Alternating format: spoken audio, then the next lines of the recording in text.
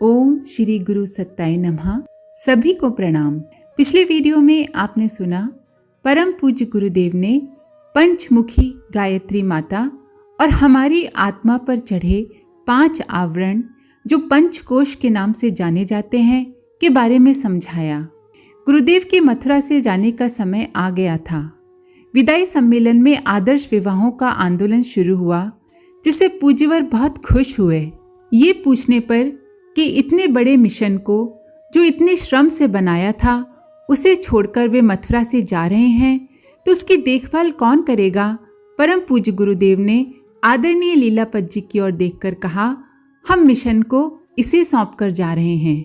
आइए इसी क्रम को आगे बढ़ाते हैं। गुरुदेव इतने बड़े मिशन को छोड़कर जा रहे थे, सोचकर हमारे पैर डगमगाने लगे। हमने कुछ विचार कर बाजार से 2 जोड़ी खड़ाऊ मंगवाई। जब गुरुदेव माता जी जाते समय मंदिर में गायत्री माता के दर्शन करने गए, उस समय भीड़ बहुत अधिक थी। दरवाजे पर भीड़ रोक ली थी। हमने मंदिर की सीढ़ियों के नीचे दोनों जोड़ी खड़ाऊ रख दी। गुरुदेव माता जी दर्शन करके सीढ़ियों से उतरे, हमारी तरफ देखा। हमारी आंखों में आंसू थे। 2-3 बार हमारी तरफ माता जी और गुरुदेव ने देखा, फिर दोनों ने खड़ाऊ पहन ली और पहनकर यज्ञशाला के पास उतार दी। हमने दोनों पादुकाएं उठाई और अपने सिर पर रखकर मंदिर आए और मंदिर में पादुकाओं को स्थापित कर दिया। गुरुदेव माताजी दरवाजे से विदाई लेकर जा रहे थे। उनके साथ हमारे कार्यकर्ता भाइयों की भारी भीड़ थी। सब उनके पास थे। विदाई के बाद हमने मंदिर के एक कमरे में पादुकाएं एवं गुरुदेव का चित्र स्थापित किया। दूसरे कमरे में माताजी का चित्र तथा उनकी पादुकाएं स्थापित की। आरती, चंदन, धूप, दीप सभी तैयार किए। उनकी आरती उतारी। प्रणाम कर रहे थे कि यकायक हमें आभास हुआ कि जैसे गुरुदेव व माताजी हमसे कह रहे हो कि बेटा, हम तुम्हारे साथ सदा रहेंगे। तू निर्भय होकर कार्य करना। जो कुछ कार्य करे मुनीम बनकर करना। चिंता तो मालिक को होती है, मुनीम हिसाब किताब का जिम्मेवार होता है। मुनीम बनकर रहना। हमने मन ही मन वचन दिया, गुरुदेव आपकी जो आज्ञा है उसी का पालन करेंगे। उसी दिन से हम सुबह प्रतिदिन मंदिर जाते हैं, पादुकाओं का पूजन करके माला फूल चढ़ाते हैं। उनसे हमको नित्य प्रति जो प्रेरणा मिलती है उसी के अनुसार कार्य करते हैं और अपने को मुनीम ही समझते हैं। गुरुदेव को तपोभूमि के सभी भाई विदा करके जमुना पार तक गए थे। दफ्तर का कार्य जब समाप्त हो गया तो हमने सोचा हम भी हरिद्वार चलकर गुरुदेव माताजी के दर्शन करके आएं। हम बस द्वारा हरिद्वार गए। वहां पर उस समय भी भारी भीड़ थी। हम पहुंचे तो गुरुदेव के पास सूचना पहुंची कि पंडित जी आपके दर्शन करने आए हैं। गुरुदेव ने कहा, उनसे कह देना कि अधिक समय नहीं लें।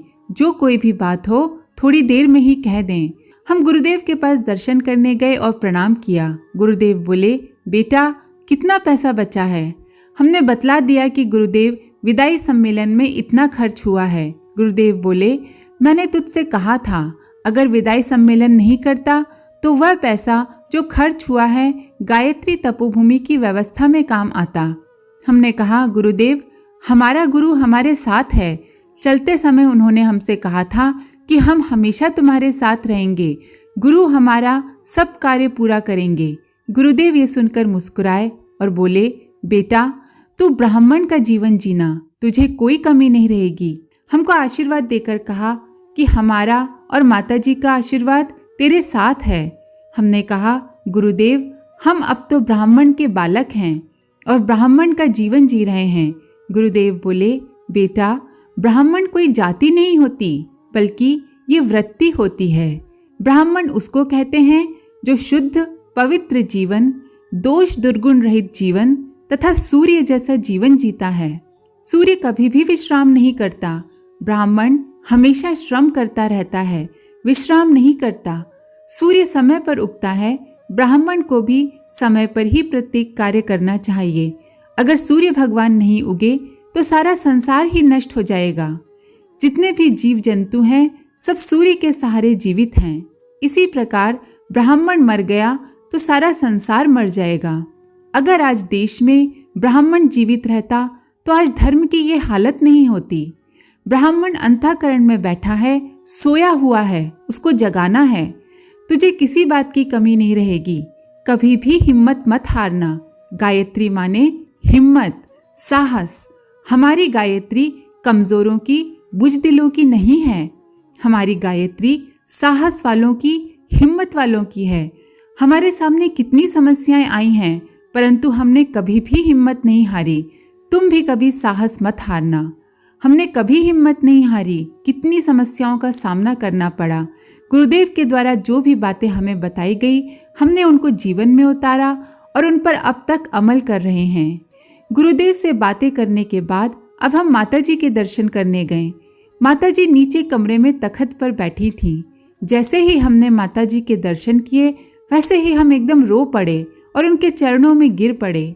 हम फूट फूट कर रो रहे थे। माताजी भी रो पड़ी, अश्रुधार बहने लगी। बहुत देर तक हम रोते रहे। माताजी बोली, बेटा बता क्यों परेशान है? हमने कहा, माताजी जब से आप दोनों मथुरा से आए हैं, हमारा मन नहीं लगता है और सूना सूना लगता है। आपका जो स्नेह हमको मिलता रहा, वह बार बार याद आता है। आप हमारे भोजन, तकलीफ, परेशानी का कितना ध्यान रखती थीं और आपके सामने जो भी समस्या हम रखते थे, उनका हल हमें बता देती थीं। अब हम अपना कष्ट किससे कहेंगे? माताजी ने हमारे सिर पर हाथ फेरा, फिर बोली, बेटा हम शरीर से आ गए हैं तो क्या हुआ? हमेशा हम दोनों तेरे आगे पीछे रहेंगे। अगर कोई तुझे आंख उठाकर देखेगा तो उसकी आंख निकाल लेंगे। और स्थूल रूप से हम और आचार्य जी अपनी पादुकाएं तेरे पास छोड़ आए हैं। सुबह उनकी पूजा करने जाएगा तो तुझको सारी समस्याओं का हल मिल जाएगा। हमसे हमेशा तुझको प्रेरणा मिलती रहेगी।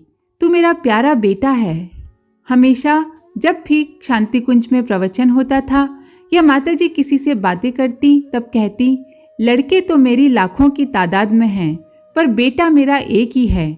मथुरा तपोभूमि में जाकर देख लो। फिर उन्होंने हमारे सिर पर हाथ फेरा और कहा, अभी भोजन बनाती हूँ तो शीघ्र आना। माताजी ने भोजन बनाया। वैसे हम जब भी शांति कुंज जाते, माताजी के पास ही भोजन करते थे। 2-3 दिन हम हरिद्वार रहे, फिर वहाँ से मथुरा आए।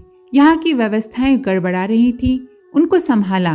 एक दिन जब हम मंदिर में गुरुदेव एवं माताजी की पादुकाओं को प्रणाम करने गए, तब वहाँ हमें प्रेरणा हुई कि जैसे गुरुदेव कह रहे हो कि बेटा अब गुजराती में एक पत्रिका निकाल।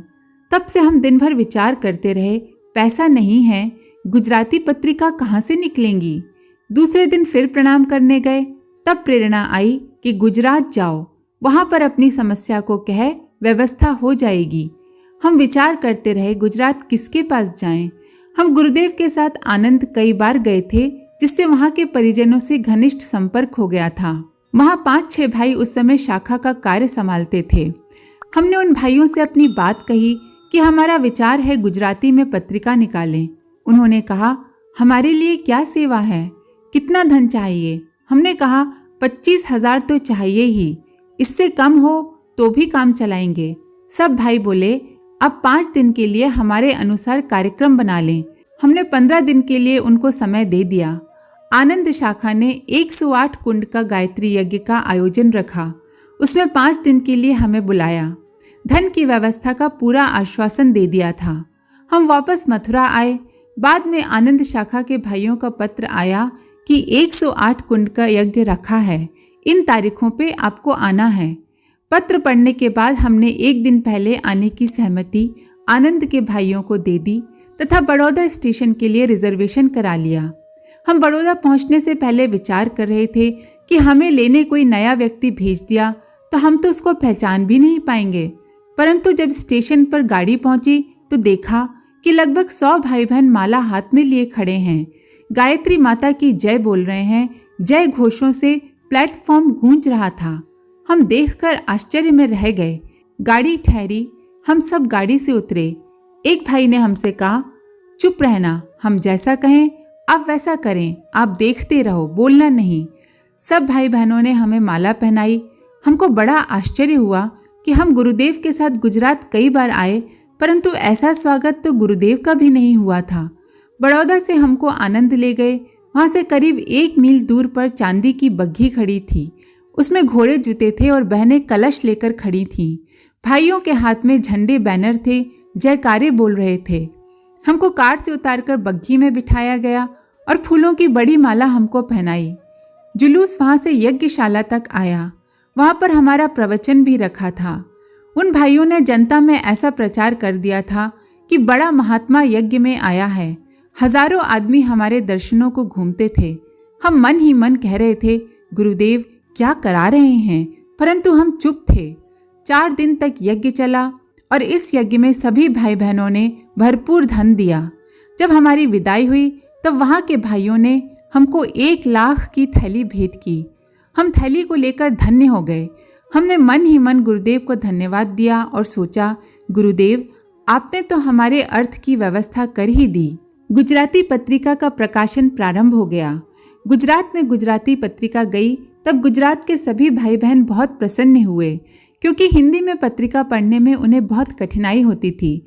गुजरात से सभी भाई बहनों के पत्र हमारे पास आए कि गुजराती पत्रिका निकालकर आपने बहुत बड़ा कार्य किया है। अब हमें गुरुदेव के विचार मिलते रहेंगे।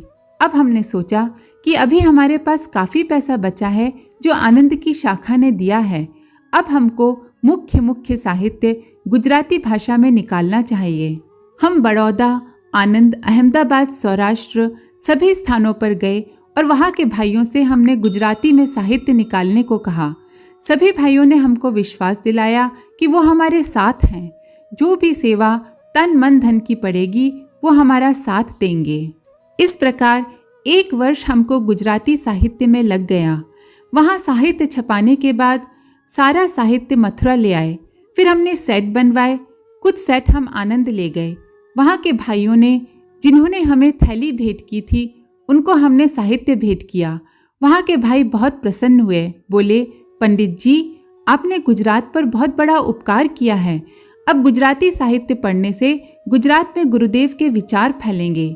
हम जब मथुरा वापस आने लगे तब उन भाइयों ने हमको 11,000 रुपये भेंट किए।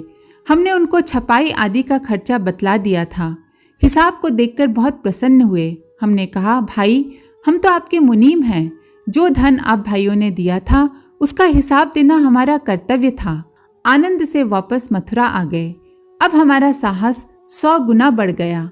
अब हमने सोचा कि अन्य भाषाओं में भी पत्रिका निकालनी चाहिए। मराठी एवं उड़िया भाषा में भी पत्रिका निकाली। आज के लिए इतना ही। आप सभी का धन्यवाद। ओम शांति। हमारे YouTube चैनल को सब्सक्राइब करें और बेल आइकन को दबाकर ऑल पर क्लिक करें ताकि नोटिफिकेशंस आपको मिलती रहें।